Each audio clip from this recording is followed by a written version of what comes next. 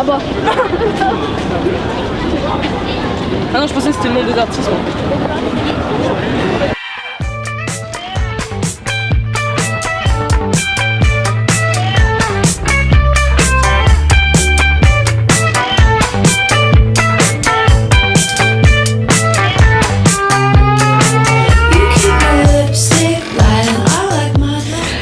Bonjour Camille, bonjour.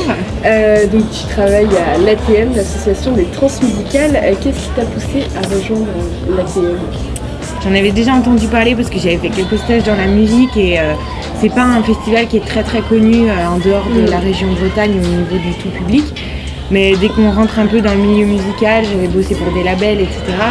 C'est quand même une référence. Et je me suis rendu compte que derrière les propositions artistiques qu'il y avait, il y avait aussi tout un projet social qui était, que je trouvais assez dingue et que j'avais pas vraiment connu ailleurs ou alors pas aussi fort. Le mot d'ordre de Béa, c'est un peu vous pouvez pas venir aux trans, et ben les trans viennent à vous.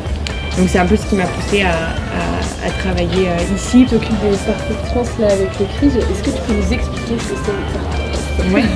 Et ben les parcours trans, donc c'est un dispositif d'action culturelle qui permet à des jeunes de 12 à 25 ans de venir sur le festival mener un projet.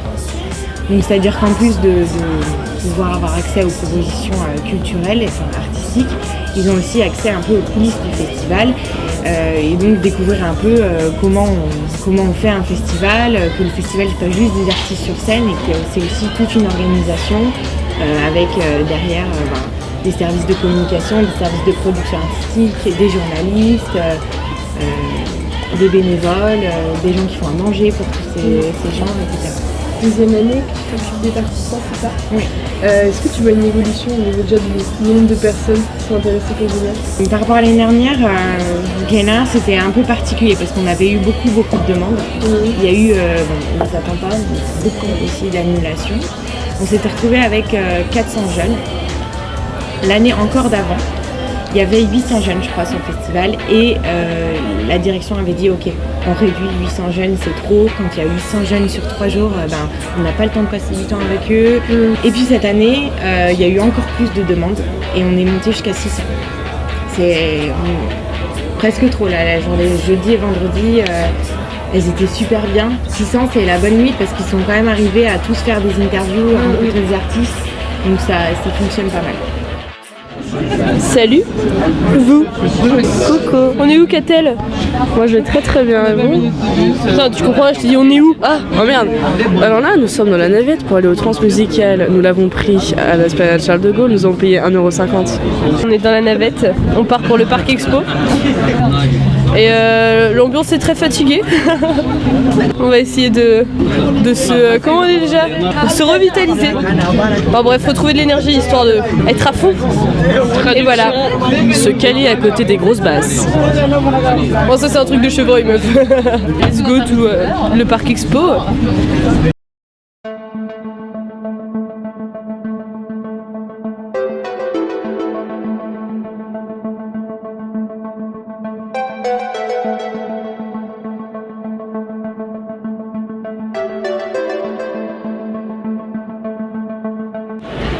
Du coup on est bien arrivé à l'espace pro et voilà, on a récupéré notre casier, on a posé nos affaires et puis on va se reposer un peu. Dans 20 minutes on part pour la visite des backstage.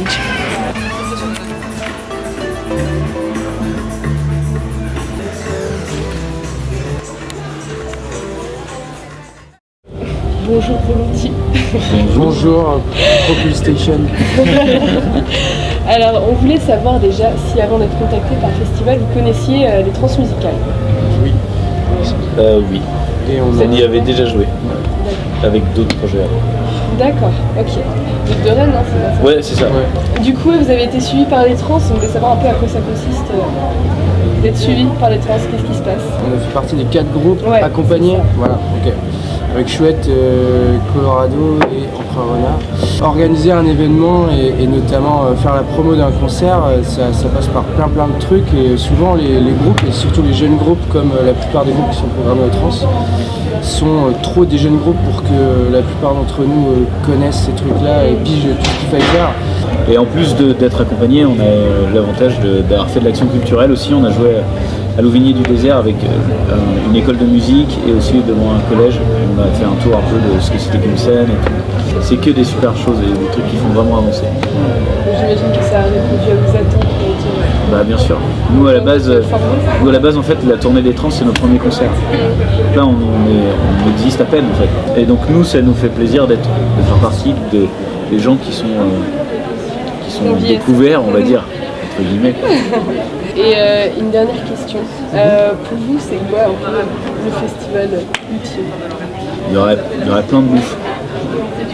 Tu sais, des gamelles de bouffe. Non, moi j'ai pas fini sur mon idée de la bouffe. Ok, vas-y. Des gamelles de bouffe partout. Il y a un festival en Californie, dans un lieu qui s'appelle Joshua Tree. Ça s'appelle Desert Days. Ça, c'est un peu le festival où, quand j'ai vu cette affiche, j'ai voulu y aller de ouf. En spectateur du coup? Ah bah oui. Ah bah... en spectateur carrément, et on pourrait mourir avant 27 ans aussi. Et bien en tout cas, merci beaucoup. Merci à toi, merci à vous.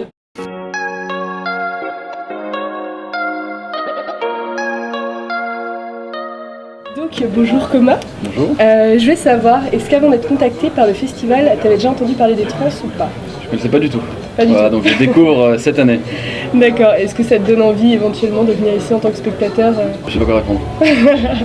Bah je vais y jouer donc je sais pas trop. Ouais, sachant que les trans c'est un festival où les gens viennent plus pour une ambiance que pour une programmation. Qu'est-ce que t'en penses toi en tant que... Je trouve ça cool la découverte comme ça. Ouais.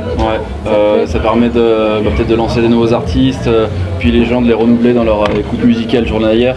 Donc c'est cool, je pense que c'est une bonne chose.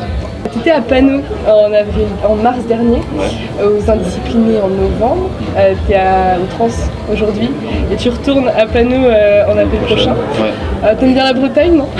C'est vrai qu'en ce moment, c'est ce que je disais tout à l'heure, je suis tout le temps en Bretagne. Donc la Bretagne. Ça veut dire que les gens m'aiment bien et du coup je suis content de venir ici. T'en penses quoi toi de faire partie de cette diversité musicale? D'être pas dans un festival quoi, qui va être fixé vraiment sur... J'adore jouer sur des festes justement qui sont multiculturels. Ouais.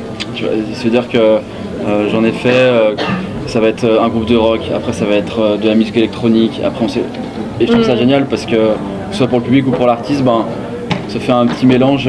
Moi j'aime bien ces histoires de mélange, comme j'ai fait pour mes sons, c'est du mélange. Ouais. Donc non vraiment je trouve ça cool.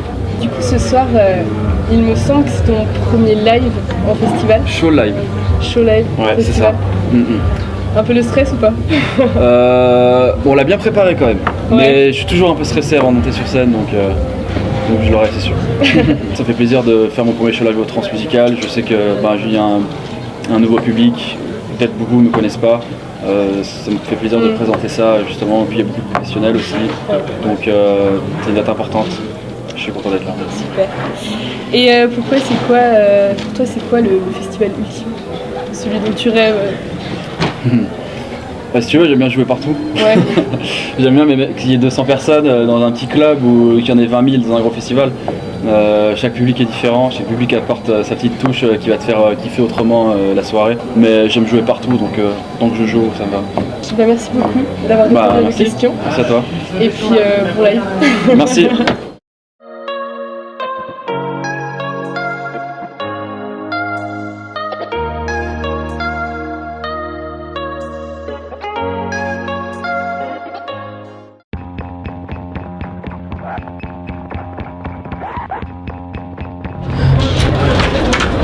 Ok, on est parti pour une petite visite des Transmusicales. Alors nous voilà dans le hall 5, c'est là où on a plutôt tout ce qui est restauration. Il y a un énorme bar aussi, il y a plein de choses à manger. Du coup là on part vers la Green Room. La Green Room c'est un peu the place to be quoi, dans le jargon des Transmusicales. Maintenant il est assez tôt, donc il n'y a pas beaucoup de monde. Mais ça reste une super salle avec des beaux effets lumière.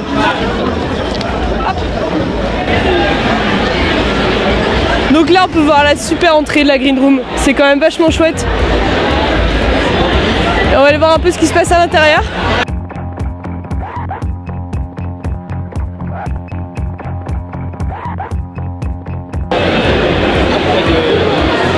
Voilà ce que c'est la Green Room. C'est un super endroit et quand il y a la musique c'est encore mieux.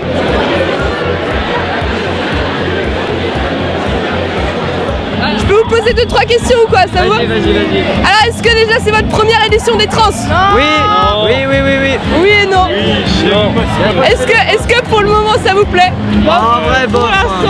C'est pipi, ça va. Ça bouge pas assez, ça bouge pas. Ah, c'est que le début, il est même pas minuit encore. Faut se manier alors. C'est un peu compliqué en ce moment la situation géopolitique. Parlons d'Hollande. Ça part en cul, putain. Hollande. C'est pas le sujet, les gars. Non, mais- Est-ce que vous êtes venus au trans pour voir un artiste ou est-ce que vous êtes venus pour venir au trans? Genre au trans. Les deux. Les deux. En fait, j'avais...